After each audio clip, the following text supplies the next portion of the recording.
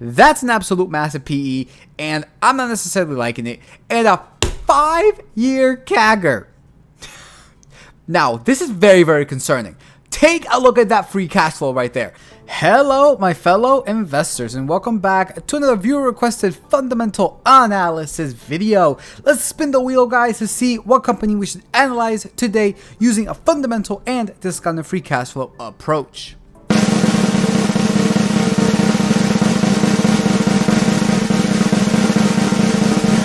And we got the company CTRA. All right, very, very nice. Now, this company was brought up by none other than, once again, Tony. So, all right, Tony, you got another one. Let's take a look at this company, guys. Let's see if the fundamentals look any good. And, of course, using discounted free cash flow, if it's looking like a buy right now. So, with that said, let's get started with this analysis. And guys, this is the company Coterra Energy. Now, I looked at this, I'm like, I think I have seen this before, if I'm not mistaken. Yeah, and I believe that I have done this company before in the past. Well, you guys know because I'm going to post it right here, the screenshot of the video that I did, if I did do this company in the past. But yeah, this is an oil-based company, guys, a gas or oil and gas-based company. So you guys know I like that. And again, I don't remember. I think I did it, but I believe I did it. So if I said anything positive about it, well, it's because I really do like my oil companies. I really, really do. Now, some oil companies are better than others. The fact that I don't remember this one, it probably is on the better than others part, right? So yeah, let's take a look at, guys, what this company actually does. Let's come over here into the company profile. We got Coterra Energy, independent oil and gas company, engages in the development, exploration, production of oil, natural gas, and natural gas liquids in the United States. The company primarily focuses in Marcellus Shale with approximately 183,000 net acres in the dry gas window of the play located in the Susquehanna County. Wow, that's actually, you know where that is. It also holds Permian Basin properties with approximately 307 net acres and Darko Basin properties with approximately 182,000 net acres in Oklahoma. In addition, the company operates natural gas, saltwater disposal gathering systems in Texas. All right, so it's just basic as to what an oil and gas company would do, right? I mean, founded in 1989 with less than 1,000 employees, so it's a rather small company nonetheless. But you know, let's keep going on with this. Let's take a look at, guys, now their earnings. We can see that they did have earnings on the 4th, and they beat on everything. We got over here EPS normalized actual 87 cents, beat by 17 cents.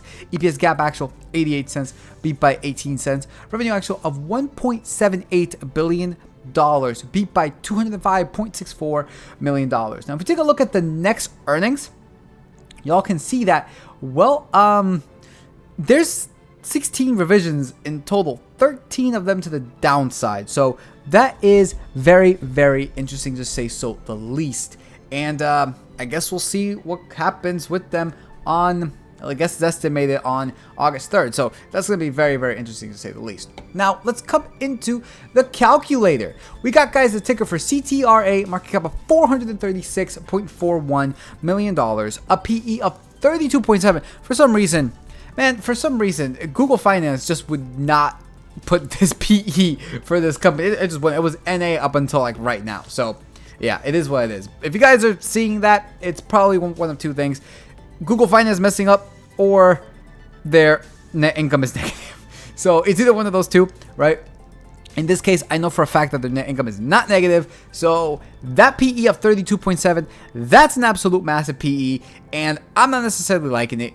But I guess we'll go on. Current share price of $23.96. If we take a look at this graph on the 1 year, they are down 6.7%. Year to date, wow, they're up 4.8%. 52-week range, we are near that 52-week low, $22.25. 52-week high of $31.38. All right, very, very nice. As of today, guys, as if I'm recording this, it is June 26th. Well, this thing rose 1.01%, around 24 cents. So if you are trading this, you made a solid 1%. Or I don't necessarily know how trading goes because I'm not a trader. That's Mike's side of the story. But I'm assuming that if you traded this and you made 1% today, congratulations, I guess. Coming back into the calculator, they do pay out a dividend of 80 cents, which, guys, it is a decent yield of 3.37%, a payout ratio of only 52.08, and a 5-year CAGR. 26.05%. Dividend growth of 6 consecutive years. That's not too shabby. That's not too shabby at all. Ex-dividend passed as of May 25th.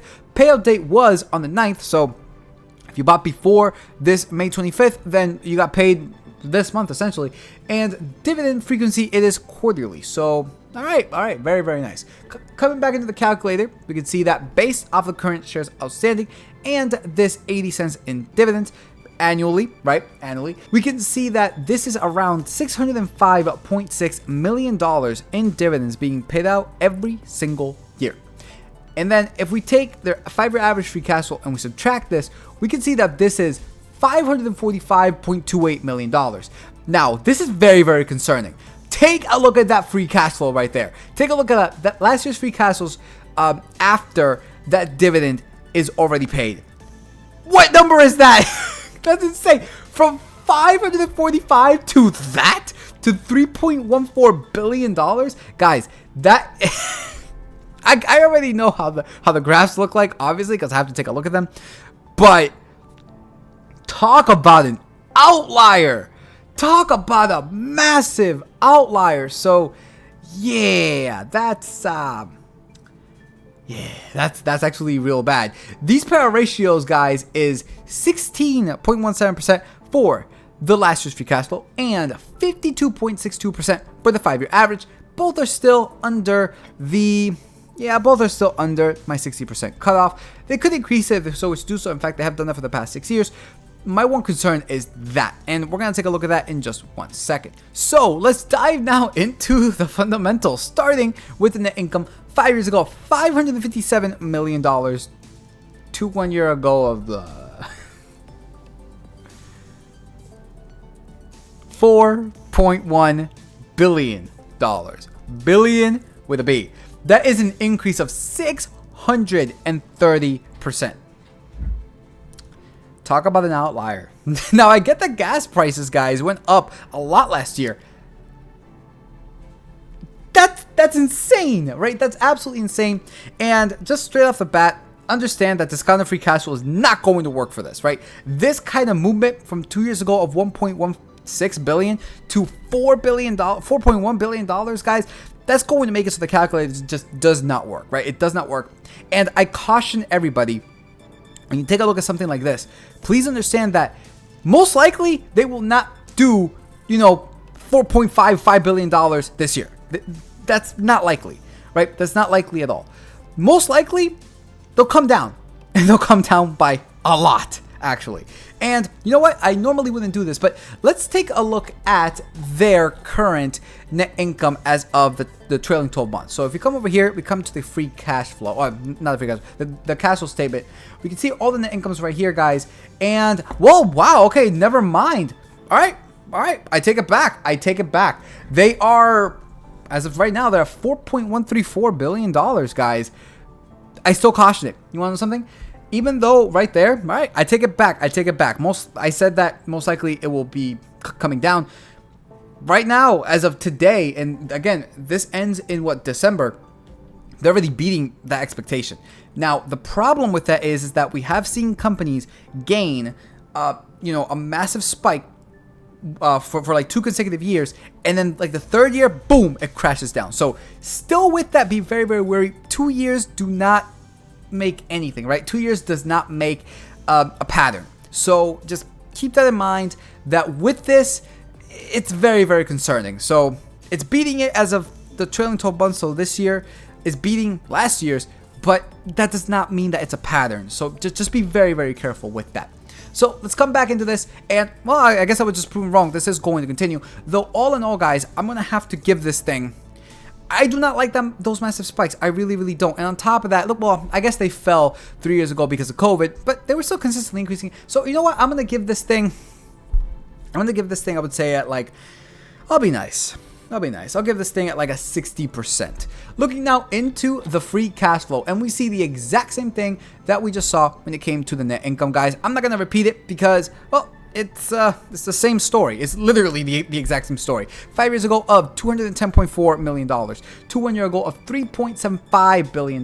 Increase 1,080% with an average of $1.15 billion. Okay. See, now I have to take a look at the other one now. I gotta take a look at this cash flow now. I get that they don't do the cash flow, but I can at least take a look at the cash from operations. And we can see that, well, we got $5.63 billion in cash from operations and now to 1.9. So, yeah, most likely their cash from operations is going to go... Actually, is it going to go up or is it going to go down? 1 second. And doing this difference, guys, we can see that, well, it's going to be $3.705 billion, which is a slight decrease. You can see that right there, that 1 year ago, it was 3.75. So that's a slight decrease right there, unlike that of the net income, which is interesting to say the least, right? Nonetheless, though, I'm going to give this thing roughly the same as that. Actually, I'm going to give it a little bit lower. I'm going to give this thing, I would say, around like a 50%, mainly because as of right now, also too, that cash from operations is as of today, right? It's as of today. It hasn't ended. Obviously, the year hasn't ended. We're halfway through the year. So most likely they might increase it, right?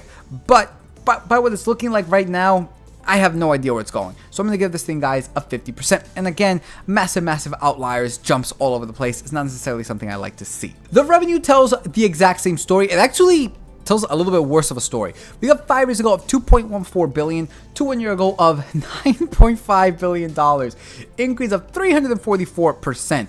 And the reason why I'm saying this actually tells a little bit worse is because we see a small drop from 5 to 4 years ago. Unlike the other ones, we see an increase from 5 to 4, slightly on some of them, but this was actually a little bit of a decrease. Again, going from 2.14 to essentially $2 billion, right? Obviously, 3 years ago, that's explainable. 2 years ago, we see a pretty big jump, and then the massive jump after that. So I'm going to give this thing, I would say, around like a 45%. Looking now into the assets minus liabilities, you can see that jump as of 2 years ago. But I guess I'm going to say it, you know, that, well, that is a massive outlier.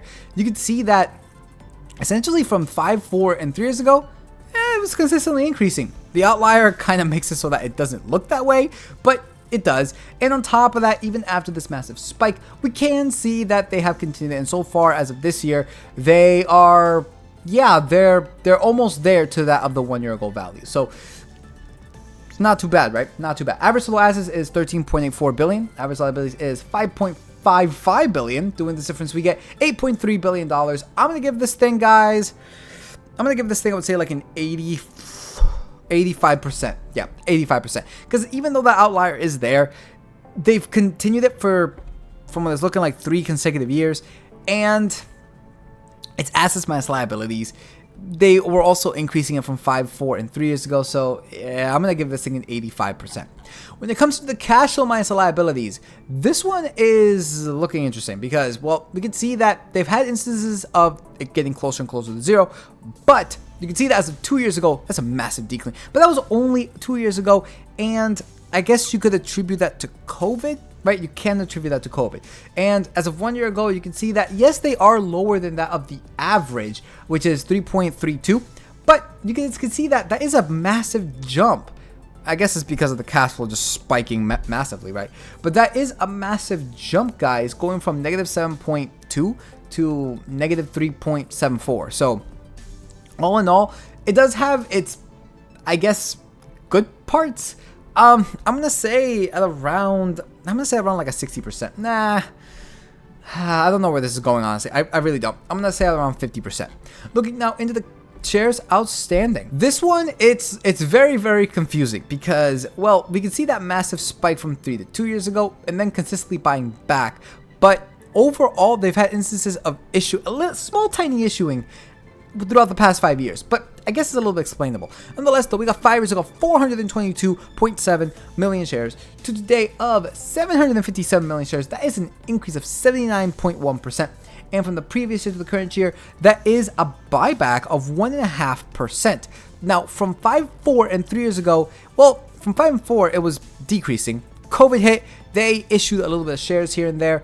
Though, as of 2 years ago, y'all can see that massive spike, right? That massive spike going from essentially 400 million shares to 814 million shares. But I guess the good side is that, well, as of 2 years ago, they've been buying back. And as of today, well, they've been buying back again. So I'm going to have to give this thing, I would say around like a 70. Oh, man, that massive spike, though.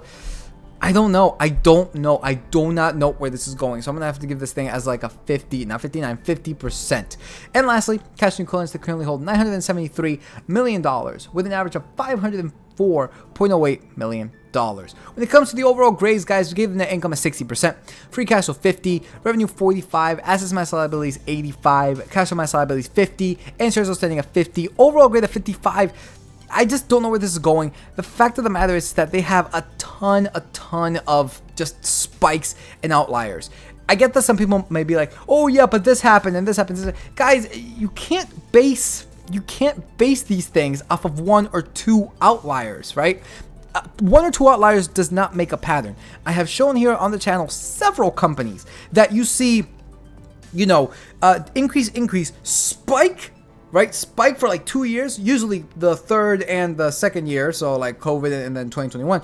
And then the following year, boom, it comes crashing down essentially to what it was in the years of what, 5 and 4 years ago. So you can't just take a look at outliers and say that's the norm, right? You can't do that, because for all you know, it may not. Is this the case with this one? I don't necessarily know. Their net income is proving that so far, as of, they've only had 2 years, it's looking like this year is going to be more profitable, I guess, in the net income than that of last year. But the free cash flow, as of right now, you can see that it's slightly lower. So be very, very careful when it comes to that. Now, does this mean that at the current share price, this is looking like a buy?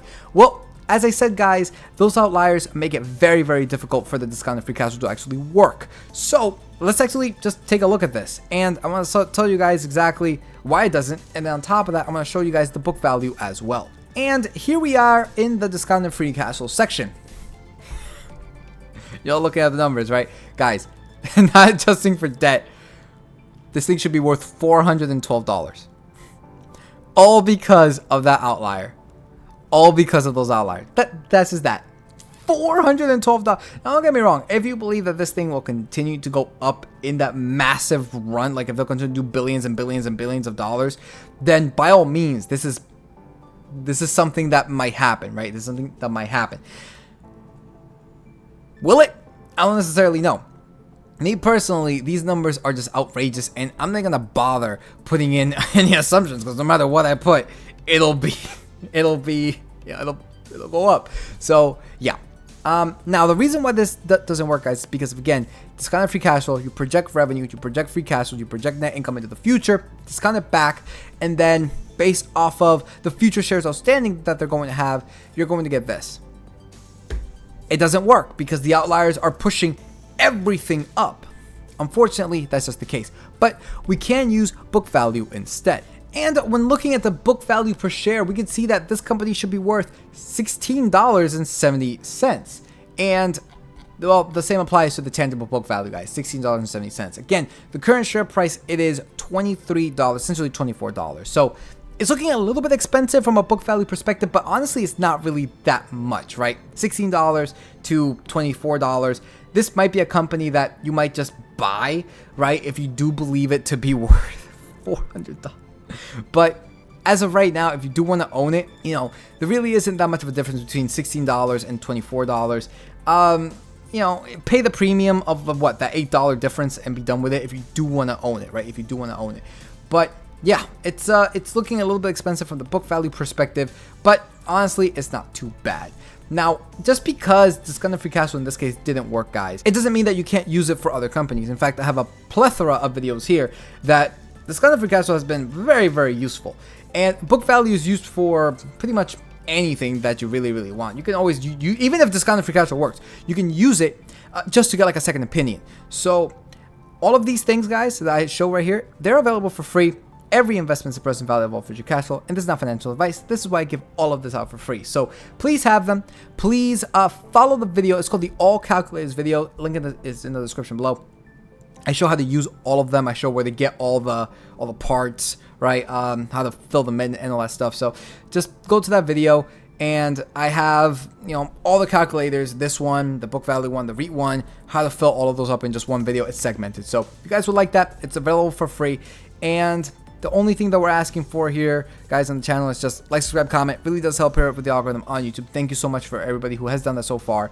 Let's try and get to 3,000 by the end of, I guess, by September 3rd. Because, well, Mike said that he might do, actually he didn't say might, he said he will do face cam from then on if we can get 3K by September 3rd. So if you guys want to see Mike, then, you know, 3K, guys. Like, subscribe, comment, and of course share. It really does help here on YouTube overall, and of course on Rumble too. Can't forget, you guys, y'all are mad lads. We've been noticing actually a lot of more viewership on Rumble, so thank you all so much. We really do appreciate it.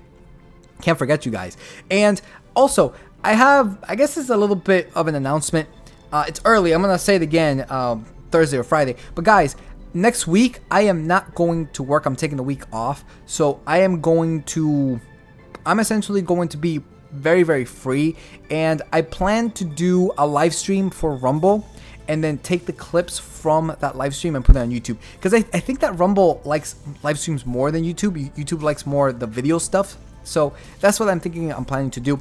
And on top of that, if anything major were to happen, right, when it comes to news, I'll make like an earlier video on those days regarding that, right? So yeah, just keep that in mind, that on those days next week I'm gonna have a lot of free time, so I'm gonna be able to make a lot more videos. So just, you know, anyways, guys, that's really all that we're asking for. Is just, of course, like, subscribe, comment. Again, thank you all so much, and yeah, thank you all so much. We really do appreciate every single one of you. Let's take a look now at this dividend at the current share price. Now, when it comes to this, we can see that putting in $5,725, I should probably update this, by the way.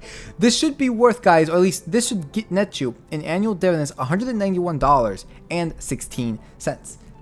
It's not too bad, right? It's not 3.37, I think it was the yield. That's not too bad, guys. That's not too bad. And, well, the payout ratio is looking okay, but please be very careful with that. Again, that free cash flow is very tricky in my personal opinion. And when looking at the options chains, we can see that for June 30th, there really isn't much of anything when it comes to the puts. However, when it comes to the calls, we can see that there really isn't anything either. Let's go into now July 7th, which is, that's crazy. That's already next Friday, guys. Not this Friday, but next Friday. The bids are still not that good when it comes to the puts. Wow. And the calls, the bids are a little bit better there, but yeah, it's interesting. I wonder what it would be like in, like, I don't know. Let's go to like October 2023. Okay, at this point, the puts bids get a lot better, as y'all can see right there, and the calls get even better too. So, all right, do with that information as you will, guys. This is the options chains when it comes into CTRA. All in all, thank you so much for the recommendation, guys. I don't really remember what I put this company at before. My main issue with this, it's just the outliers. Honestly, it really is just the outliers. So do with that information as you will. When it comes to oil and gas, I prefer other ones in my personal opinion. But, you know, if you guys like it, you know, do your own due diligence when it comes to that, right? This is not financial advice. So that pretty much does it for this video, everybody. Y'all can follow us on the new tech sites. Link is in the description below. So with that said, peace out, and we'll see you all next time.